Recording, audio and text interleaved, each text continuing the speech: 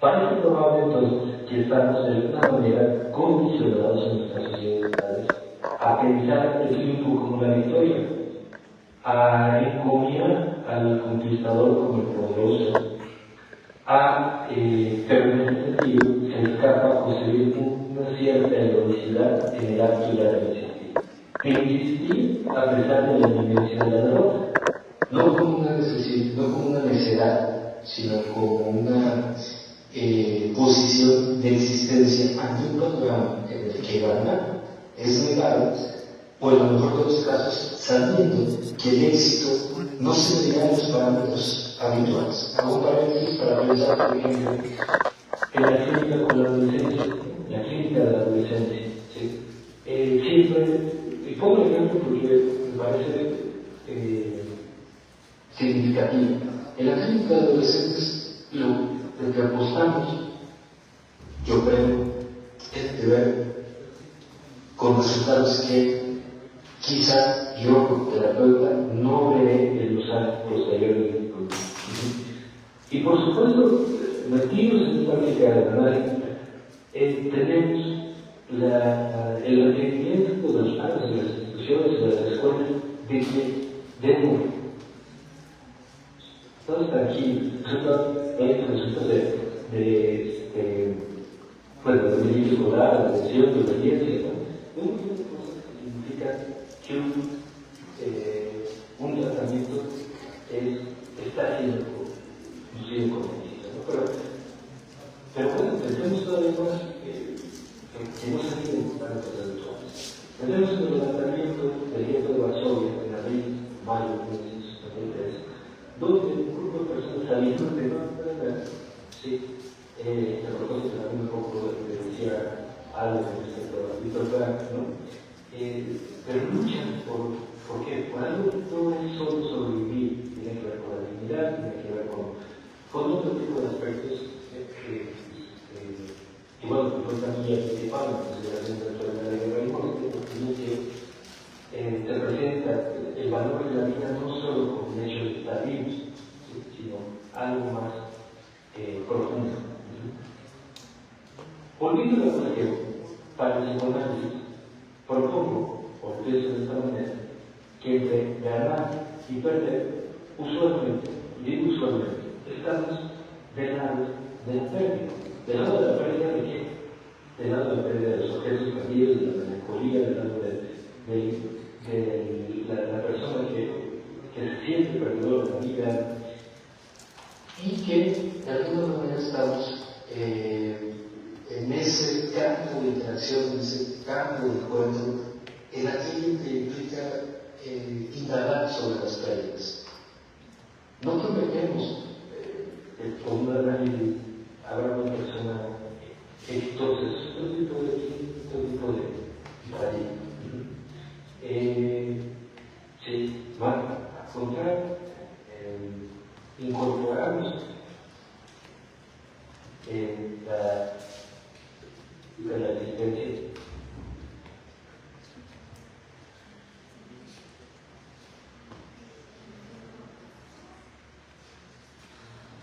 Incorporar en esa experiencia de vida, sí,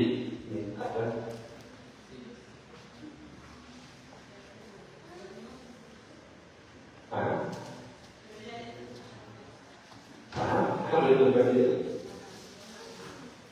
¿Se escucha? Ok. Quizás sí, lo hago más pausado o todo bien. ¿Ok? Bueno, en resumen, hasta donde vamos, incluso no diría, bueno, la inauguración del deseo es una pérdida. Entonces, trabajamos con pérdidas. En la literatura, por otra parte, en la literatura psicoanalítica, se suele lograr el término de resistencia como todo aquello que los acudices se cura, en el decir, en los actos y por extensión, a la oposición que se muestra en los descubrimientos de psicoanálisis. Freud decía, la sociedad no se apresurará a concedernos autoridad no puede menos que ofrecer resistencia, pues nuestra conducta es crítica hacia ella. Y es interesante, creo que eso también, al respecto de que hay un lugar, ¿sí? Que creo que tiene que ver con una crítica, con un quehacer, que es precisamente ese lugar de crítico a la cultura, es decir, de tener una conducta crítica hacia lo que la cultura considera normativo, hacia lo que la conducta considera, hacia lo que la cultura considera éxito en este caso, ¿no? Desde ese punto de vista, si quisiera también destacar cómo podemos concretizar que en el caso del ser humano, su existencia no está solamente marcada por su biología. Es necesario pensar la situación humana en sus orígenes, en el origen de todo ser humano, una concreción de qué? De sujeción a otro ser humano, que solo es posible en una posición de franca dependencia a un otro semejante, es decir, a esa condición situación de total tendencia, que no importa la edad, deja improntas indelebles y que en cierto sentido no abandonará nunca al adulto, pues la necesidad de ayuda debe semejante ante todo desamparo que desde Freud ha denominado Hilflosigkeit o necesidad de ayuda, es la fuente de toda angustia, de toda liberanza, de todo anhelo, nuevo o viejo, y que posibilita el lazo con otro que está hecho a partir precisamente de ese filamento que es la relación con los demás. El intervalo, el pertenecer a la cultura, a la sociedad, sin ser paradójicamente absorbido de todo por ella. ¿Qué quiero decir con esto? Que en el acto de ayudar a alguien, sí, hay un acto de resistencia ante una primera resistencia, como fue la función del cobijo ante la amenaza de muerte, ¿sí? Ese primer acto de resistencia ante la muerte es el primer acto de vida para todos. El cuidado que el cobijo de esa función materna salva mismo que a los demás. La primera y originaria resistencia es un sostenimiento del nuevo ser que se refugia, por supuesto, ante la angustia, la soledad, el desamparo. Freud menciona, por ejemplo, en el texto de lo ominoso, que todo temor adulto no es más que una transformación de un temor infantil. ¿A qué? A la soledad, al silencio y la oscuridad. ¿Sí? Que por supuesto la medida es de manera abstracta o concreta, ¿no?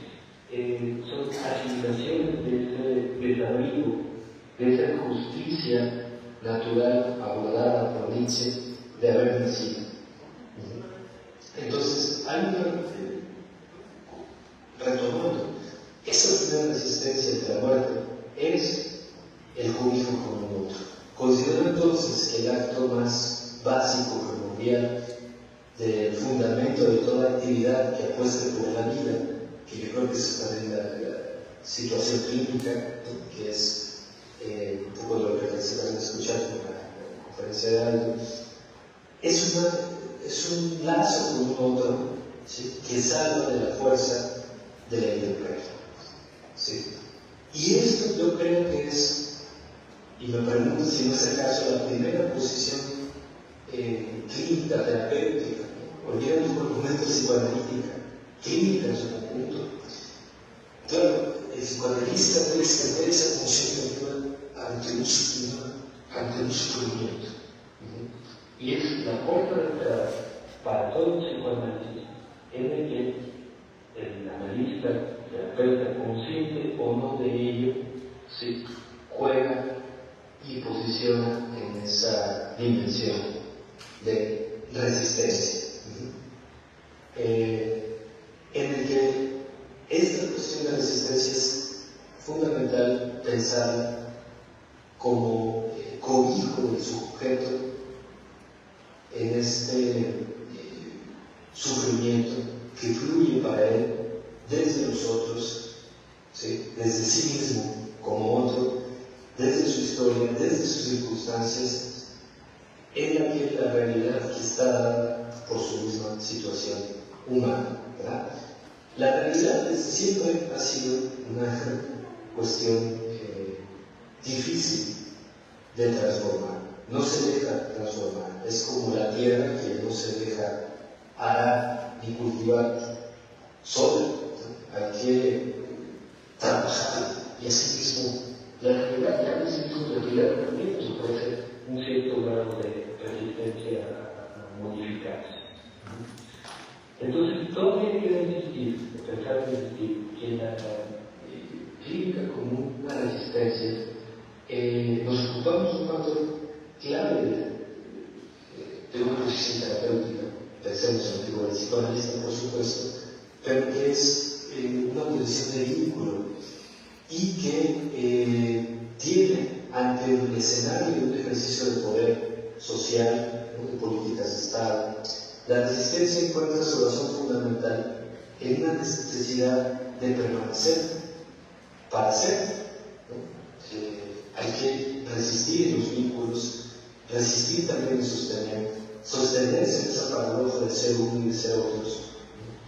Y pensando también incluso desde esta perspectiva, ¿no? A mí siempre me llama la atención qué importante, qué vital, qué interesante es que dos personas en un tratamiento clínico se queden ver, ya sea de manera presencial o virtual, ¿para qué?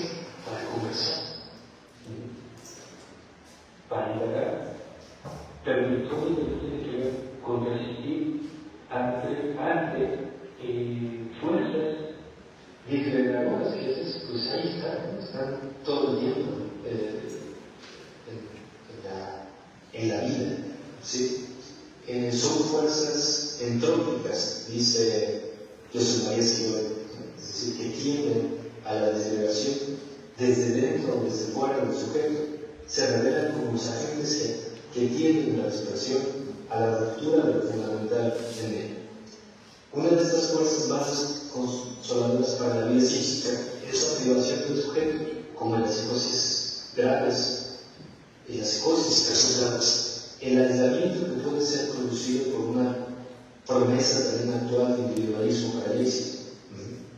Cada vez observo como hay una angustia inducida por un futuro incierto, por supuesto, que tiende el individualismo a la competencia entre pares, a la competencia de los vecinos graduados. ¿Sí? ¿Para qué? Para que tú compartirán, para que exista ese éxito que en el fondo puede interpretarse como una forma de atomismo psíquico. No necesitar a nadie ni a nada es la triste suerte del personaje de Melville Battery, el escribiente, que perece en una especie de inanición anímica, ¿no? En la que nadie come con él, nadie está con él, no necesita a nadie ni nadie de él, ¿no? La violencia, por supuesto, en términos colectivos, la violencia del Estado, procesos separatorios, desamparo jurídico, todo eso nos amenaza constantemente. La patologización de las historias, del sufrimiento humano. Entonces, se vuelve necesario un código que sea un vínculo con el otro que adquiere un tamiz del sistema. Identificar los aspectos más necesarios para hacer frente, quizás, en la modesta intimidad del consultorio, en la modesta intimidad de una experiencia de intercambio a través de Zoom, ¿sí? Es un vínculo que podemos decir da pensado hacia la resistencia. Una resistencia que sea necesaria pensar en estos términos. Entonces, para ir, digamos, cerrando, considero esencialmente que el psicoanálisis es un ejercicio de resistencia social. ¿Sí? Ya toda individualidad conlleva una colectividad, ¿sí? Todo el fondo, siempre toda psicología individual, personal, es una psicología social, y pasar del lado dominante del discurso dominante para el psicoanálisis a la clínica, yo creo que debe conllevar al menos una revisión constante de sus fundamentos éticos y normativos. ¿Sí? Es decir, hay que dudar, yo creo, críticamente de los parámetros de una cultura que te digan que vas ganando, ¿no? O ganar, ¿sí? En términos de atención terapéutica. Habrá que preguntarse si realmente el psicoanálisis sea compatible con el dominio epistemológico, terapéutico, ¿no? Y es necesario preguntarnos si realmente debe ser así, ¿no? ¿Por qué? Yo creo que para ganar tenemos que, en términos sociales, condescender, ¿sí? Matizar, incluso por qué no pensar acuerdos diplomáticos o hasta políticos, ¿no? En el que pues yo creo que vivimos en una sociedad en la que la actualidad,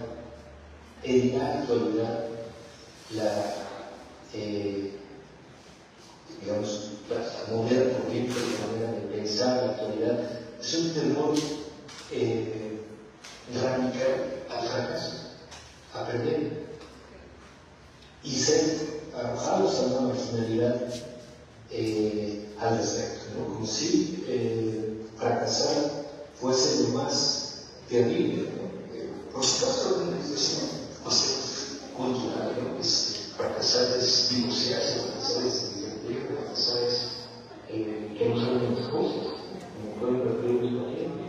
Es que no me salen las cosas a la primera, nunca salen las cosas a la primera, o bueno, pocas veces, ¿no? Yo creo, la realidad no se deja transformar, ¿no? Pues al pensar que haya tanto temor al fracaso, a perder, ¿no? Creo que salta todavía más una lógica cultural en la que hay que siempre ganar y siempre triunfar y siempre tener éxito, y pues eso es prácticamente una forma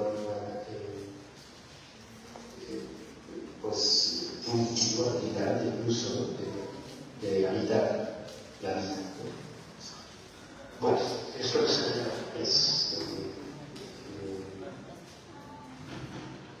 escuchados algunas ideas que compartiré aquí con ustedes, esperando por supuesto el diálogo en poesía. Muchas gracias.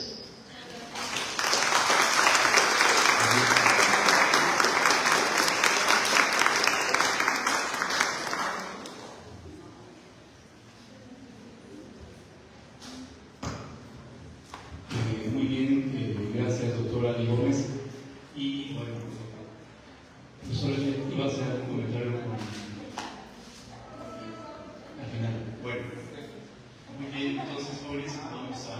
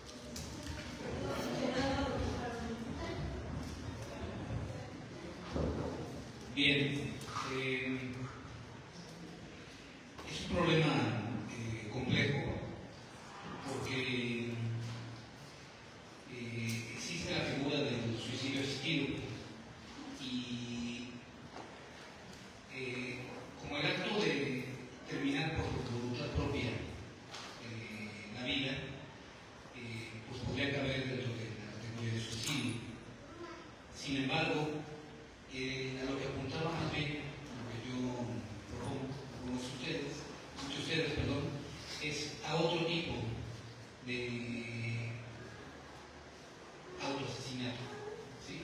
Es otro tipo, es una persona que por ejemplo, no tendría la misma, no se podría catalogar de la misma forma a una persona que teniendo una vida por delante, un joven que decide simplemente terminar con su vida, a una persona que ya sea estableciendo una voluntad anticipada. No sé si usted vio una película del 2022 que se llamó The Father, con Anthony Hopkins, en que se trata de un enfermo de Alzheimer, ¿no?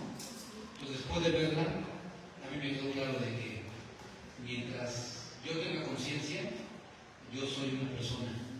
Una vez, es decir, por ejemplo, si a ti te quitan, ¿tú eres tu nombre? Angie.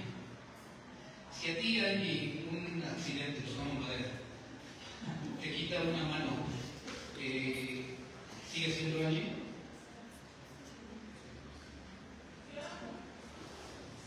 Sí, ¿verdad? Pero sin una mano. ¿Y si te quitan las dos?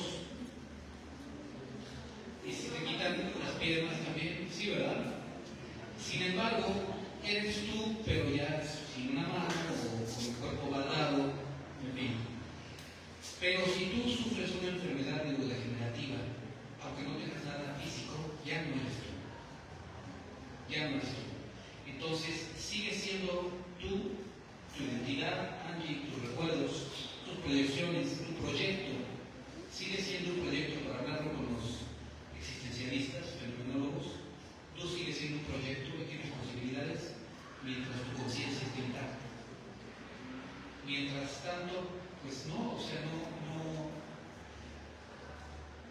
o hay personas que tienen una enfermedad neurodegenerativa y que dejan ya de ser ellos, que se demencian y que en ese momento yo pienso que la vida ya no vale la pena.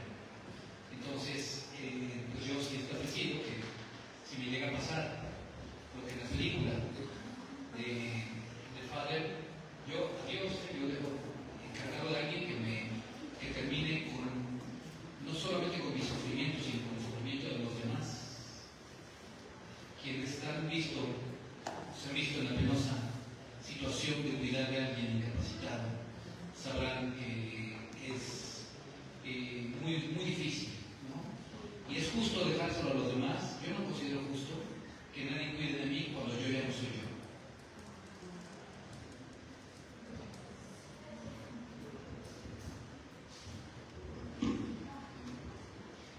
Muy bien.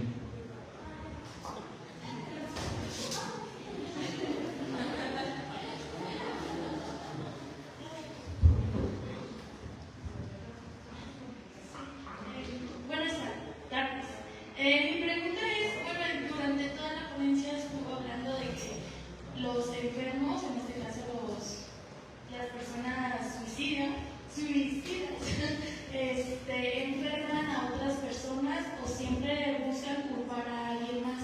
¿Cuál es la razón o por qué se llegó a ese argumento, a esa lógica? ¿O por qué llegó a esa conclusión?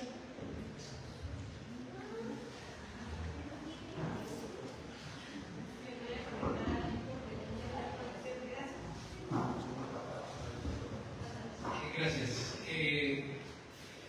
Bueno, no es que me parece que justamente lo que yo deseaba sostener es que precisamente el suicidio no se subsume a una psicopatología o una enfermedad. Es cierto que hay personas que enferman a otras, ya sea por un contagio de un agente patógeno o por una vibra emocional. ¿Cuántas personas no hay que, principalmente familiares, ya que se acerca la temporada navideña, y que la Navidad paradójicamente es una época en que se reactualizan muchos fantasmas familiares, y sí hay gente que mentalmente enferma a otra, emocionalmente, como en esos programas de psicología superficial, los vampiros energéticos, los vampiros que te chupan la sangre. Sí, hay personas que nada más de 5 minutos estar con ellas y ya quieres que se callen. Y porque te atosigan con un montón de malas vibras. Esto podría ser paradójico para alguien que se dedica a escuchar a los otros, como es nuestro caso. Sí, nada más que para eso nos pagan. Para eso nos pagan. Entonces, no, es que cambia todo. El pago en psicoanálisis cambia todo, ¿no? Porque tú estás acá, si tú vas con un amigo, un familiar que te cuenta sus penas y no le cobras, tiene efectos en ti. Va a tener efectos en ti, te va a tocar en tu subjetividad, porque no tiene nada a cambio. El acto analítico de cobrar, de intercambiar, tiene una consideración simbólica muy particular y muy especial. Es, diciéndolo en términos soeces, al psicoanalista le pagan por recibir la carta del otro. Y con el equivalente simbólico de la carta y el dinero, pues para no quedarme con tu carta te cobro, para que te deshagas de eso y podamos finalmente jalar la cadena que se lleve eso que es un desecho.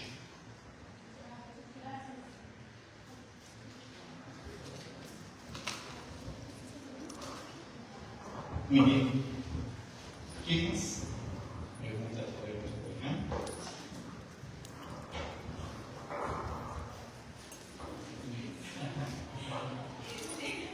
Buenas tardes, yo tengo una pregunta. Bueno, lo que comentó mi compañera de que el suicidio y que, bueno, comentó usted, que a ustedes, a sus familiares les afectaba. ¿Esto nada más es con el suicidio o también se puede con otras enfermedades?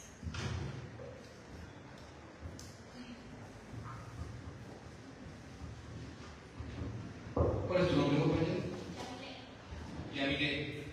Me llama la atención que dijeses con el suicidio y otras enfermedades. Yo preguntaría si el suicidio es una enfermedad. Indudablemente, decidir por voluntad propia terminar con la existencia puede ser considerado para nosotros algo que está del orden de la no salud mental. A este caso, en ese sentido, yo recuerdo una compañera que tuve en la Facultad de Filosofía y Letras, ahí por los lejanos años 90, yo estudié en la Facultad de Filosofía y Letras en CEMU, y muy cerca del Pedregal de San Ángel había una compañera que vivía en una casa muy bonita en la calle del Cráter. Ella estudiaba filosofía y artes escénicas, una chica muy bonita que vivía en un caserón impresionante y llegaba con chofer a la UNAM, lo cual me llamó la atención a todos porque era una escuela pública y uno era estudiante, como le llaman. Y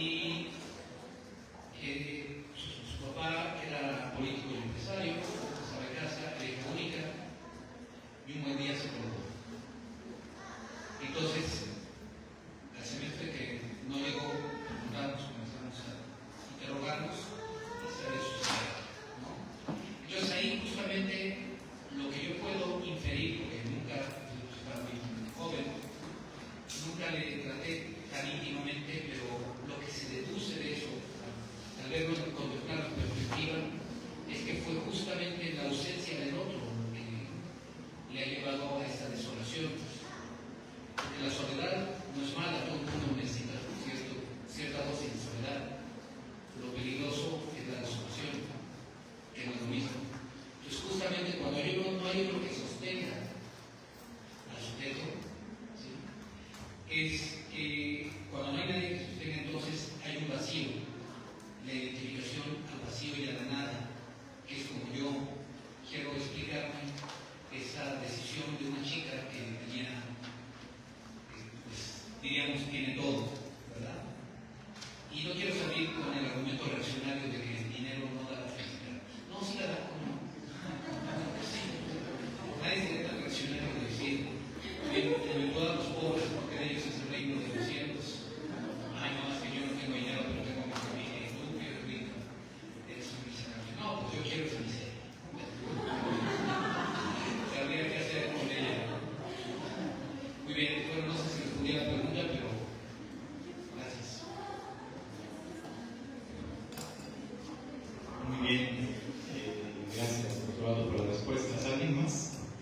Igual está también el doctor Ali allí escuchándonos de manera virtual. También si por ahí tienen alguna pregunta para él, alguna pregunta, comentario.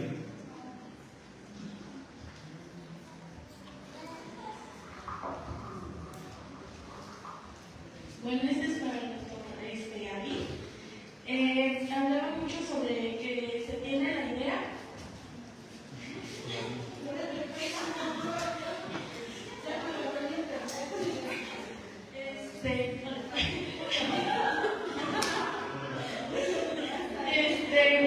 Hablaba mucho sobre la idea del fracaso y de que muchas veces ya no imparten de ganar o perder. ¿Cómo se inicia esa idea? ¿Cómo nos afecta y cómo se inicia?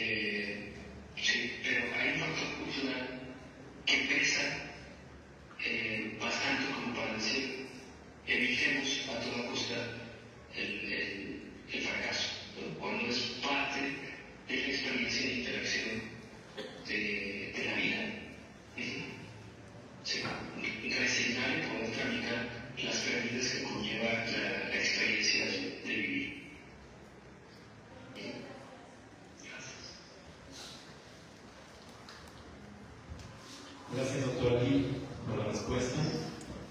Bueno, una pregunta más. ¿Algo que quieran preguntar, comentar?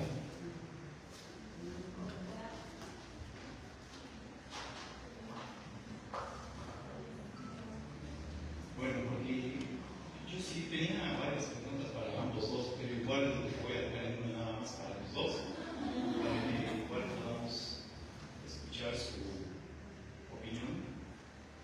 Y bueno, la pregunta, pues, como ya lo dije, va para los dos autores, Aldo y Yair, y tiene que ver con lo siguiente. Y tiene que ver con este concepto de salud mental que nos da la OMS, que nada más va a ver un pedacito de toda la definición que da, porque es magistral para pensar tantas cosas, ¿no? Lo define la OMS, a la salud mental, la define como un estado de bienestar en el que una persona es consciente de sus propias capacidades, puede afrontar las tensiones normales de la vida, trabajar de forma productiva y es capaz de hacer una contribución a su comunidad. Y seguramente, como decía el doctor Ali, pues algunas veces tienen una suerte de felicidad garantizada y además si le echan muchas ganas, pues también, ¿no? Doblemente el mérito. Con base a esta definición que nos da la OMS, ¿cuál es el aporte que tiene el psicoanálisis? Pensando, por ejemplo, lo que es una experiencia como el suicidio, por decirlo así, frente a esta definición que parece, desde mi opinión, ¿no? Como muy enclaustrada, muy puntualizada a ciertas cosas que pueden ser como del orden del capitalismo, ¿sí? Y pensando con lo que decía el doctor Ali,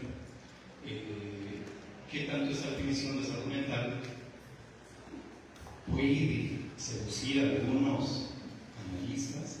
Yo creo que más de uno seguramente, y para que allí termine la resistencia de la clínica, o es que aquí la resistencia se venga abajo y haya una tentación de parte de todo este poder, toda esta gloria que ofrece esta definición de la OMS. Entonces, le doy la palabra al doctor Aldo y luego al doctor Aldo. Gracias. Bueno, yo creo que si aplicásemos esta definición, caigo en la cuenta de que nunca he sido sano mentalmente. No sé ustedes, pero me parece que esa definición obedece a una racionalidad de la Organización Mundial de la Salud, por lo tanto, obedece a una definición occidental y Occidente tomado como un proyecto geopolítico de dominación. Por lo tanto, creo que desde el punto de vista psicoanalítico, que conservando su poder subversivo, es también subvertirse contra esta noción de salud mental en tanto que bienestar. Esta palabra tan de moda está, que hay gas de bienestar, universidad de bienestar, todo, y en fin, chocolate de bienestar, de bienestar, en fin. Entonces, pues yo creo que opera o está subsumido bajo la lógica de lo que el filósofo español Sabater diría que la modernidad te obliga, hay consignas como por ejemplo el buen saber socializar, ¿no?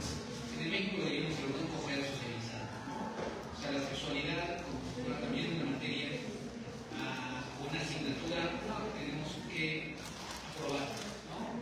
Y decimos, no es que quien no tiene una vida sexual plena, es una persona que también es insana. Yo digo, ¿por qué no hay también el derecho al celibato? ¿No hay también el derecho a la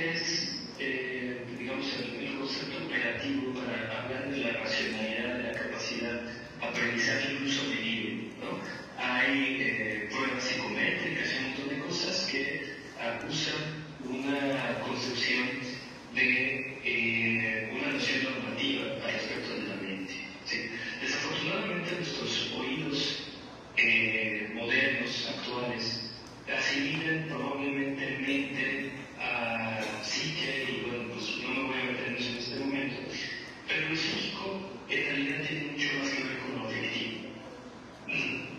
Y esto lo rescato precisamente porque quedan notados son los celos, el odio, el rencor, ¿no? Como si no fuera parte del que son lo que nos hace humanos, ¿sí? Y en ese sentido, cuando uno escucha las definiciones operativas de la OMS al respecto de los criterios de salud mental, hay un montón de personas que cumplen esos criterios de salud mental que sufren mucho, que padecen la vida, que, como deberías escuchar también el ejemplo que ponían de su compañera, que uno puede decir, pues tienen todo, ¿no? Y sin embargo sufren. Para eso no hay un criterio, diríamos, medible, ¿sí? Estandarizable.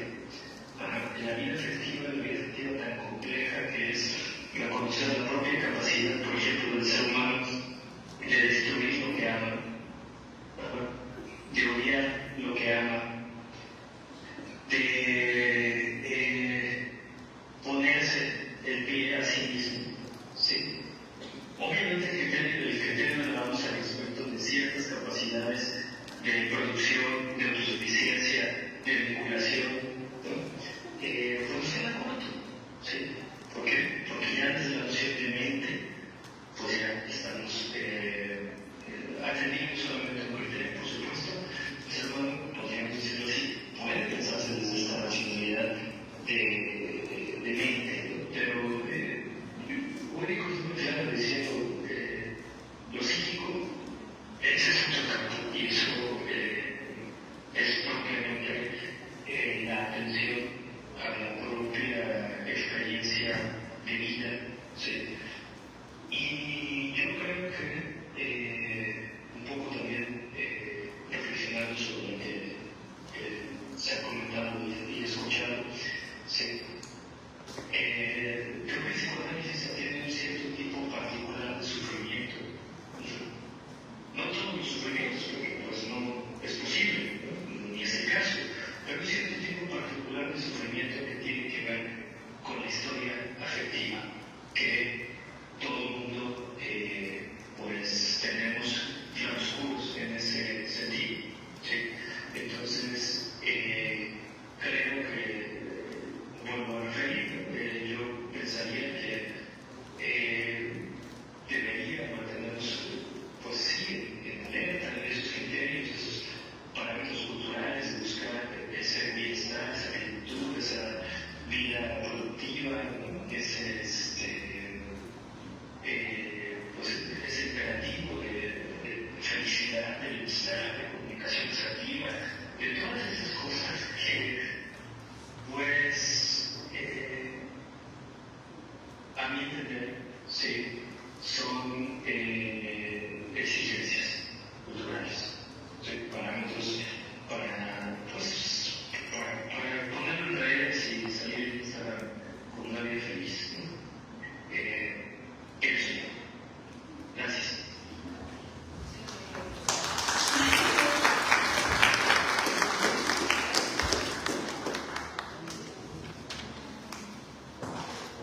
Y bueno, ya para concluir el evento, voy a tomar un poco la palabra para el colegio parroquial.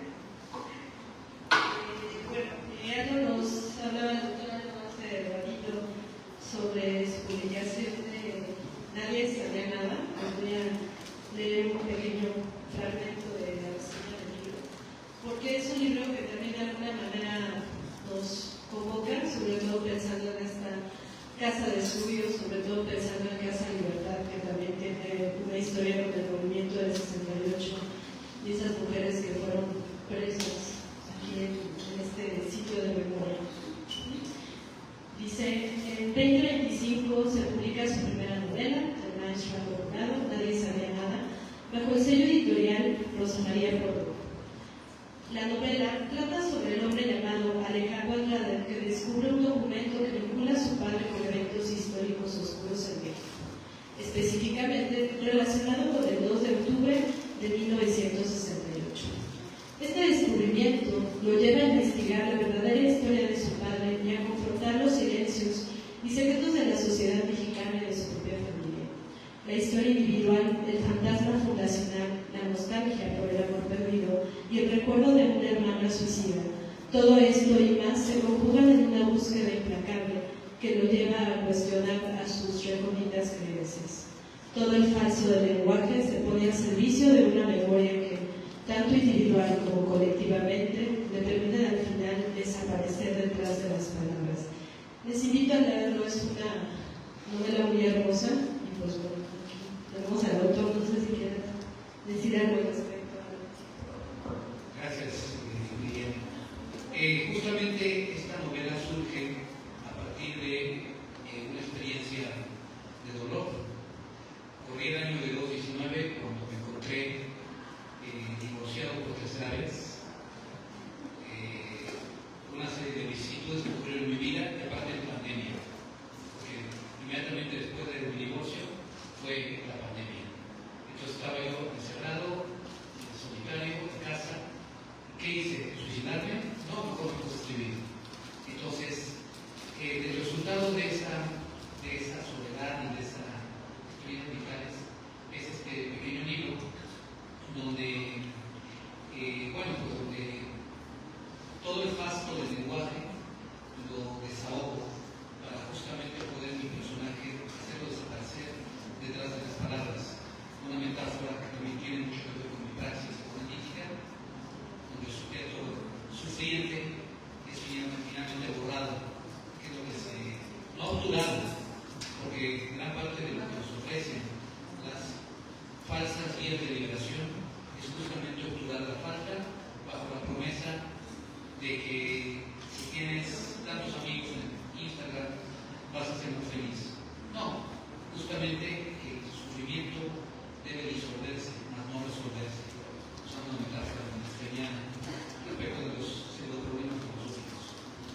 Y bueno, pues también te vas a presentar en la próxima FIL Guadalajara en diciembre y ojalá puedan acompañarnos y pues, muchas gracias.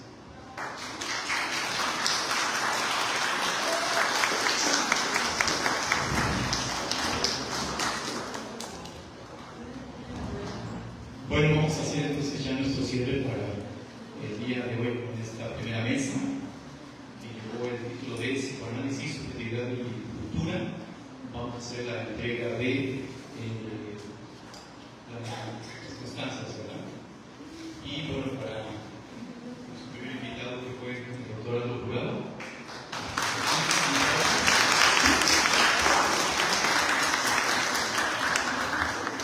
Y el doctor Ali Gómez, que también está por acá presente.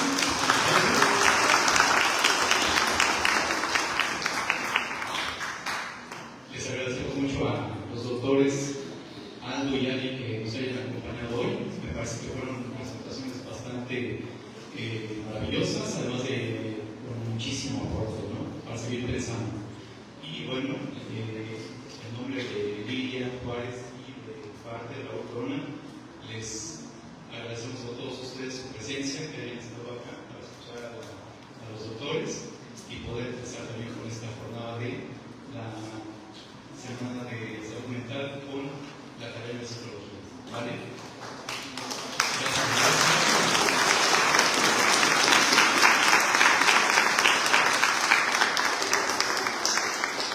Nada más.